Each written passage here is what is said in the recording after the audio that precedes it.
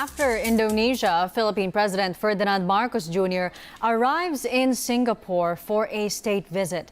ABS-CBN's Joyce Balancho joins us for the latest there. Hi, Joyce. What can you tell us?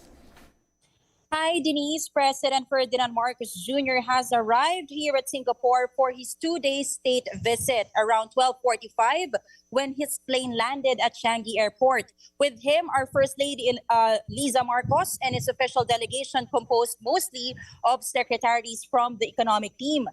He was welcomed by Charge of the Affairs Emmanuel Fernandez as well as officials from the Philippine Embassy here in Singapore. President Marcos currently is having some private time at the Shangri-La Hotel before a courtesy call with Temasek Foundation later at 4 o'clock this afternoon. And then this evening, he will meet the Filipino community at the National University of Singapore. Almost 2,000 Filipinos are expected to attend. President Marcos earlier said that there are over 200,000 Filipinos in Singapore, and in his meeting later with them, he would want to assure them of the government's plans for their welfare.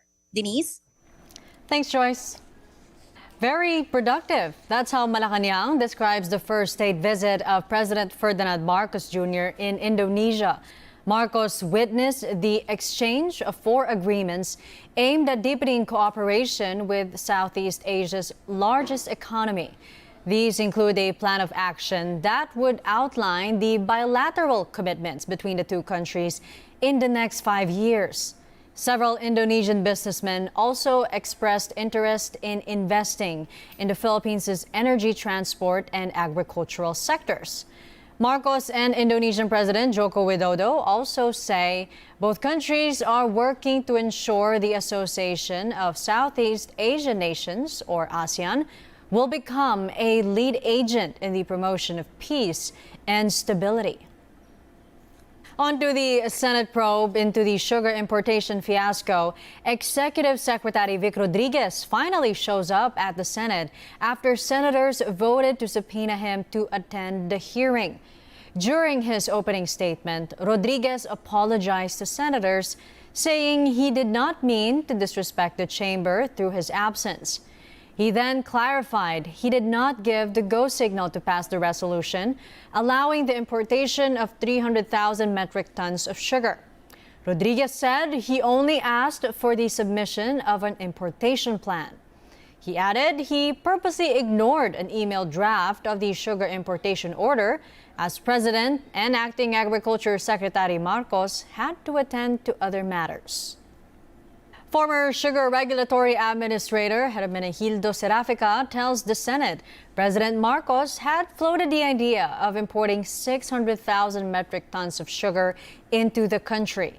During the committee hearing, Serafica narrated that he virtually met with Marcos and Rodriguez last August 4, where the president reiterated his instruction to import sugar. It was then recommended that 300,000 metric tons of sugar be imported because Serafica had said importing 600,000 metric tons is too much. Meanwhile, Manuel Lamata, president of the United Sugar Producers Federation of the Philippines, or UNIFED, called Serafica a liar for claiming there's a sugar supply shortage in the country. Lamata said the shortage is artificial. Now, a fire broke out at the ABS-CBN compound Tuesday morning. The fire alarm rang out at 7 a.m., prompting all employees at the ABS-CBN main building to evacuate. Employees were eventually allowed to return inside after the fire was put out. But it took a while to get the power and the network servers back up. The cause of the fire remains unknown. ANC and Teleradio temporarily stopped broadcasting operations due to the blaze. We are now back on air, but bear with us as we continue to experience some technical difficulties.